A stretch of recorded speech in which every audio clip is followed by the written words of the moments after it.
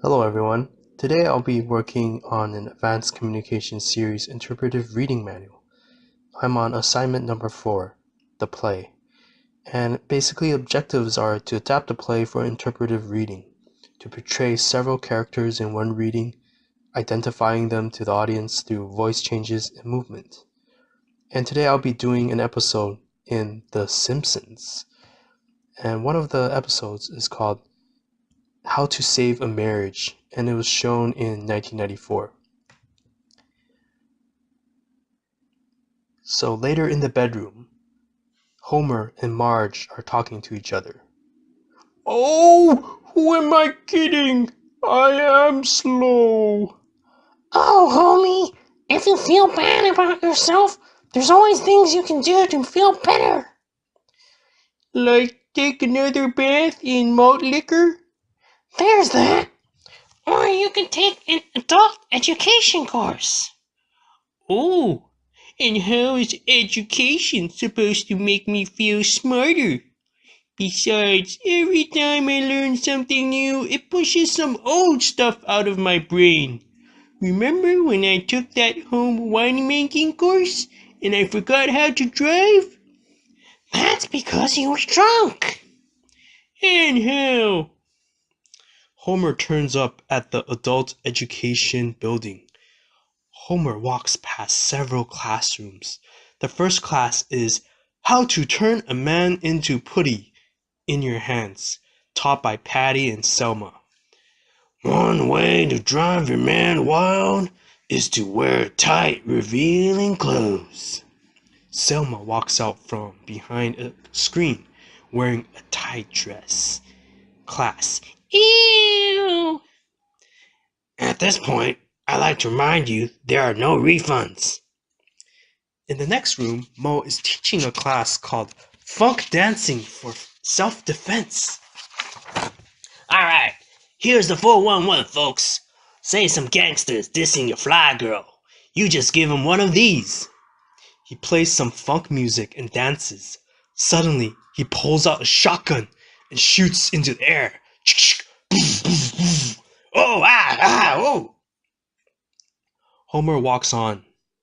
Homer is being interviewed by the manager. What is your area of expertise? Well, I can tell the difference between butter and I can't believe it's not butter. No, you can't. Mr. Simpson, no one can. Oh, I failed again. Everybody can teach a class but me. I'm an idiot. When am I going to tell my wife and kids? Oh, you're married? That depends. Is there another way to get this job? No, Mr. Simpson. What I mean is, we may have a job for you after all. We need someone to teach a course on how to build a successful marriage. I'll do it! Anything to get me out of that house, away from all that nagging and noise, of a family of love. Tra-la-la-la-la-la. At the Simpsons home, Homer enters the kitchen. Look, everyone! Now that I'm a teacher, I've sewn patches on my elbows.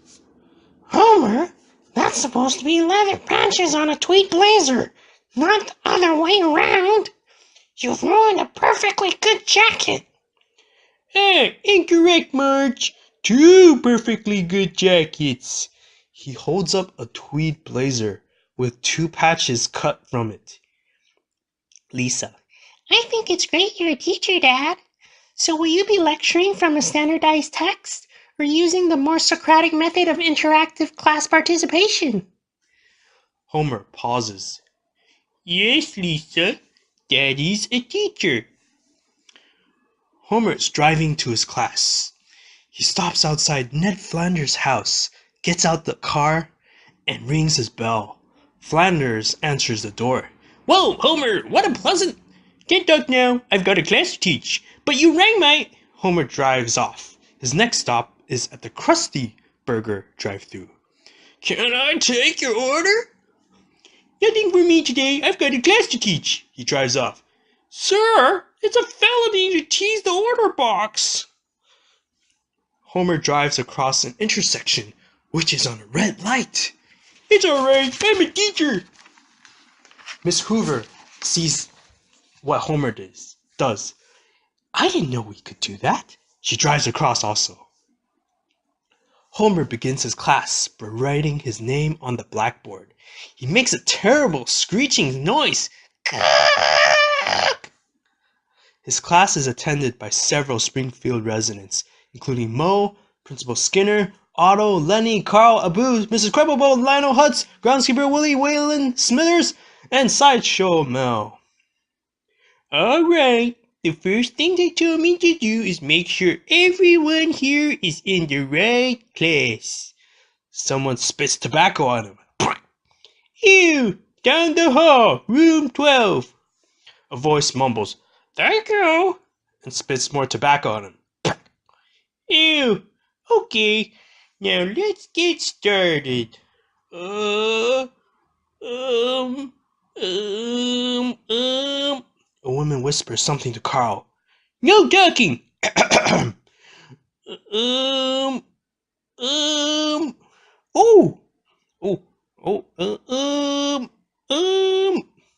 Back in Homer's class, the students get up and start to leave.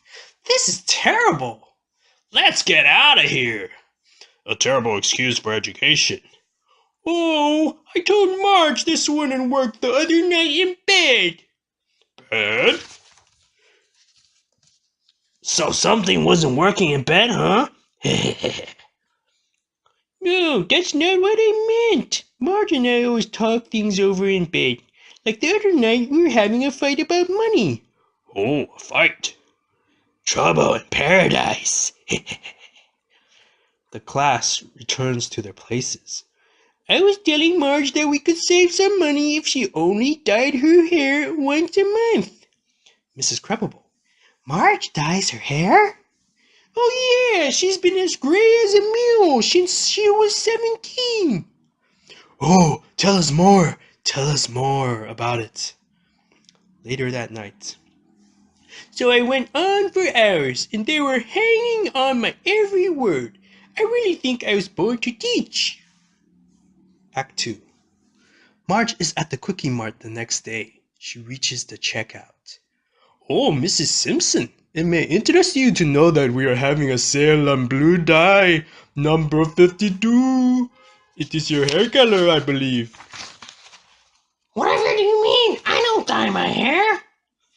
No, you got it wrong, Pooh. She's blue 56. I don't know what you're talking about. Marge leaves the store. Mrs. Crabblebolt calls after her. We just love your husband's class. Marge from the car. That's nice. Marge drives home. Back at the Simpsons home. Homer, I don't really like you telling personal secrets in your class. But Marge, I didn't tell him personal stuff. Today at the Quickie Mart, everybody knew I dyed my hair. Oh, you mean about you. Well, maybe he said some things, some personal things, but you should have seen them, Marge. They really wanted to hear what I had to say. I'm happy about that, but I think you can still be a good teacher and not invade our privacy. Homer, don't ever tell them personal stuff about me again. Oh, yes, ma'am. The next week, Homer is teaching his class again. He tells more personal stuff about Marge. Homer actually invites his whole class to observe his family eating. Marge gets upset that kicks everyone out of the house, including Homer. Get out, get out, get out. Act 3. Homer is outside on the lawn. Oh, come on, Marge, let me in. There's crickets out here. Marge opens the door. Okay, Marge, things were said, mistakes were made. Let's end this madness and get on with our lives. He tries to walk back in the house, but Marge blacks him out. You just don't get it, do you, Homer? You told personal things about our lives, even after you promised you wouldn't. I can't trust you anymore. But I learned my lesson. It'll never happen again. Marge slams the door in his face. Alright, Brain. It's all up to you. If you don't think of what it is, we'll lose Marge forever. Homer's brain. Eat the pudding, eat the pudding, eat the pudding, eat the pudding, eat the pudding, eat the pudding, eat the pudding, eat the pudding, eat the pudding. Okay, but then we gotta get to work. Moe arrives at the Simpsons' house. He's dressed very fashionably in a suit. Oh, hi, Marge. I heard you and Homer broke up, so I'm declaring my intention to move in on his territory. Here, I brung you some posies. Oh my, I'm very flattered, but I'm not really interested. Gee, I come here get dressed up all nice, put my heart on the line, and make a fool of myself. Oh boy. Oh, I'm gonna start bawling here. Why don't you come inside for a drink of water? Okay. Moe sits on the couch. Clean house, no silver fish. Could have been very happy here. Suddenly, Homer enters the living room. Homer! Moe, what are you doing here? Well, I never touched her, Homer. Homer, I swear, I never touched her. Here's your water, Moe. I didn't ask her for no water. She's lying, Homer. She's lying. She told me you're dead. That's the only reason. I didn't do nothing. He runs out of the room and dives out of the window. Ah! Bye, Moe. Homer, what happened to you? Marge, I finally figured out what I can give you that no one else can. A bouquet of flowers. Oh, I give up. I don't deserve to live with you. He walks out of the house, but his rags get caught on the coffee table. Oh, my tattered rags are caught on your coffee table.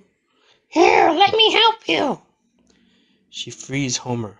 As he leaves, he has a sudden brainwave. Wait a minute. Wait, that's it. I know now what I can offer you that no one else can. Complete and utter dependence. Homer, that's not a good thing. Are you kidding? It's a wondrous, marvelous thing. Marge, I need you more than anyone else on this entire planet could possibly ever need you. I need you to take care of me, to put up with me, and most of all, I need you to love me, 'cause I love you. But how do I know I can trust you? Marge, look at me. We've been separated for a day, and I'm as dirty as a Frenchman. In another few hours, I'll be dead. I can't afford to lose your trust again. Marge looks into Homer's eyes, then smiles and hugs him. I must admit, you certainly do make a gal feel needed. Wait till I tell my class hears about this.